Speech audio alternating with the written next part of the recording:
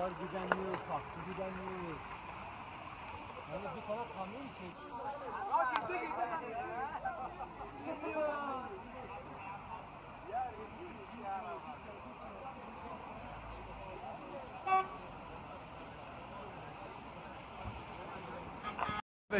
O zaman hemen arıyorum. Bizim o gazeteciyi arasana. Bırakalım ya tabii ya. Ya bizim o gazeteciyi arasana. Dur ben arayayım. Oy.